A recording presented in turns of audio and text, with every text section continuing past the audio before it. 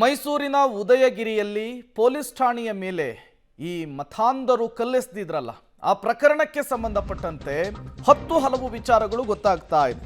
ಅದರಲ್ಲೂ ಪ್ರಮುಖವಾಗಿ ತಡರಾತ್ರಿ ಪೊಲೀಸ್ ಠಾಣೆಯ ಬಳಿ ಹೈಡ್ರಾಮವೇ ಆಗಿಬಿಟ್ಟಿದೆಯಂತೆ. ಬಂಧನದಲ್ಲಿದ್ದ ಆರೋಪಿಗಳನ್ನು ಬಿಡುಗಡೆ ಮಾಡಬೇಕು ಅಂತ ಹೇಳಿ ಪೋಷಕರು ಅಳಲನ್ನ ತೋಡ್ಕೊಂಡಿದ್ದಾರೆ. ಉದಯಗಿರಿ ಪೊಲೀಸ್ ಠಾಣೆಗೆ ಮುಸ್ಲಿಂ ಮಹಿಳೆಯರು ಬಂದಿದ್ರು ಅನ್ನೋದು ಗೊತ್ತಾಗಿದೆ. ಠಾಣೆಯ ಮುಂದೆ ಮುಸ್ಲಿಂ ಮಹಿಳೆಯರು ಕಣ್ಣೀರಿಟ್ಟಿದ್ದಾರೆ.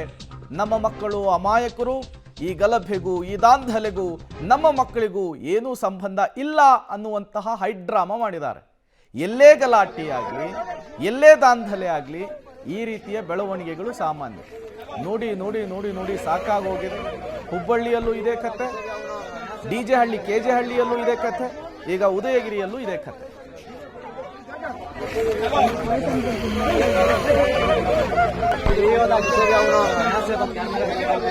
ಇಲ್ಲಿ ಜೈಲ್ ಹತ್ರ ಕಾಯ್ಕೊಂಡಿದ್ದು ನಿಮ್ಮ ಮಕ್ಳಿಗಾಗ್ಲಿ ನಿಮ್ಮ ಮನೆಯವ್ರಿಗಾಗ್ಲಿ ಬಿಡ್ಸಕ್ಕೆ ಆಗೋದಿಲ್ಲ. ನೀವು ಏನಿದ್ರು ಒಂದ್ಸರ್ತಿ ಕೋರ್ಟಲ್ಲಿ ಪ್ರೊಡ್ಯೂಸ್ ಮಾಡಿದ್ಮೇಲೆ ನೀವೆಲ್ಲರೂ ಕೋರ್ಟಿಗೆ ಹೋಗಿ ಅವ್ರಿಗೆ ಅದೇನಿದೆ ನೋಡಿ ಬೇಲು ವ್ಯವಸ್ಥೆ ಎಲ್ಲ ಮಾಡಿ. ಯಾಕಂದರೆ ಇಲ್ಲಿ ಜೈಲ್ ಹತ್ರ ಬರೋದು, ನೀವು ಗುಂಪು ಕಟ್ಕೊಂಡು ಏನಾದರೂ ಹೇಳಿದ್ರೆ ತಿರ್ಗಾ ತಪ್ಪಾಗಿ ತಿರ್ಗಾ ಕೇಸ್ಗಳು ಬೀಳೋ ಚಾನ್ಸಸ್ಸು. ಮತ್ತಷ್ಟು ಡೀಟೇಲ್ಸ್ ಅನ್ನು ಕೊಡ್ತಾರೆ KP ನಾಗರಾಜ್, ನೇರ ಸಂಪರ್ಕದಲ್ಲಿ ಜಾಯಿನ್ ಆಗಿದ್ದಾರೆ. KP ನಾಗರಾಜ್, ಈ ಮೈಸೂರಿನ ಉದಯಗಿರಿಯಲ್ಲಿ ಆದಂತಹ ದಾಂಧಲೆಯ ವಿಚಾರಕ್ಕೆ ಸಂಬಂಧಪಟ್ಟಂತೆ ಸಾಕಷ್ಟು ಬೆಳವಣಿಗೆಗಳಾಗ್ತಾ ಇದೆ.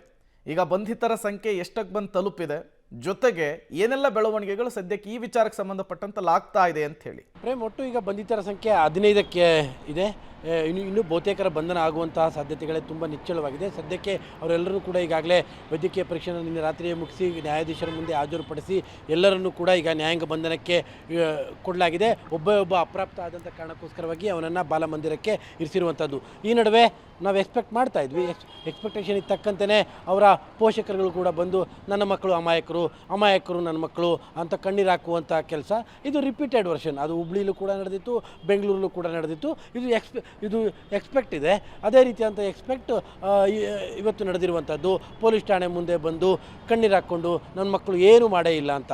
ಅವ್ರ ಮಕ್ಕಳು ಏನು ಮಾಡಿದರೆ ಏನು ಮಾಡಿಲ್ಲ ಅನ್ನುವಂಥದ್ದನ್ನು CCTV ಫುಟೇಜ್ನ ನೋಡಿದ್ರೆ ಗೊತ್ತಾಗ್ಬಿಡುತ್ತೆ.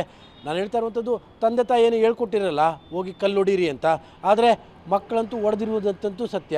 ಅಲ್ಲಿಗೆ ಮಗ ದಾರಿ ತಪ್ಪಿರ್ತಾನೆ, ಅದಕ್ಕೆ ಅವರು ಪ್ರಾಯಶ್ಚಿತ್ತವನ್ನು ಪಡ್ಕೊಳ್ಳೇಬೇಕು. ಹಾಗಾಗಿ ಇವತ್ತು ಕಣ್ಣೀರು ಹಾಕ್ಬಿಟ್ಟು ನನ್ನ ಮಗ ಅಮಾಯಕರನ್ನು ಯಾರನ್ನು ಕೂಡ ಬಂಧಿಸು, ಯಾಕಂದರೆ ಪ್ರೂಫ್ ಇರೋರನ್ನೇ ಬಂಧಿಸೋದು ಕಷ್ಟದಂಥ ಪರಿಸ್ಥಿತಿ ಇರುವಂಥ ಸಂದರ್ಭದಲ್ಲಿ ಇನ್ನು ಅಮಾಯಕರನ್ನ ಬಂಧಿಸ್ಬಿಟ್ಟು ಪೊಲೀಸರಿಗೆ ಉಳುಗಾಳ ಇರೋಕ್ಕೆ ಸಾಧ್ಯ ಇದೆಯಾ ಪ್ರೇಮ್? ಯಾವುದೇ ಕಾರಣಕ್ಕೂ ಇಲ್ಲ. ಶತಾಯಗತೆ ಎಲ್ಲ ಪ್ರೂಫ್ ಇದ್ರೂ ಕೂಡ ಪೊಲೀಸರು ಅವ್ರನ್ನ ಬಂಧನ ಮಾಡ್ಬೇಕಾದ್ರೆ 108 ಪ್ರೊಸೀಜರ್ ನೋಡ್ತಾ ಇರ್ತಾರೆ. ಅಂಥದ್ರಲ್ಲಿ ಅಮಾಯಕರನ್ನ ಏನಾದರೂ ಇಂಥ ಪರಿಸ್ಥಿತಿಯಲ್ಲಿ ಬಂದುಬಿಟ್ರೆ ಪೊಲೀಸವರ ಕೆಲಸಕ್ಕೆ ಕೂತು ಬಂದುಬಿಡುತ್ತೆ. ಅಂಥ ಸ್ಥಿತಿಯಲ್ಲಿ ಅಂಥ ವಾತಾವರಣ ಇದೆ. ಅಂಥದ್ರ ನಡುವೆಯೂ ಕೂಡ ಪೊಲೀಸರು ವಿತ್ CCTV ಫುಟೇಜಲ್ಲಿ ಯಾರ್ಯಾರ ಮುಖಗಳು ಕಾಣ್ತಾ ಇದ್ದಾವೋ ಅವರೆಲ್ಲರ ಬಂಧನವನ್ನು ಕೂಡ ಈಗ ಮಾಡ್ತಾ ಇದ್ದಾರೆ. Prem, okay, thank you KP Nagaraj ತಮ್ಮೆಲ್ಲ ಮಾಹಿತಿಗಾಗಿ.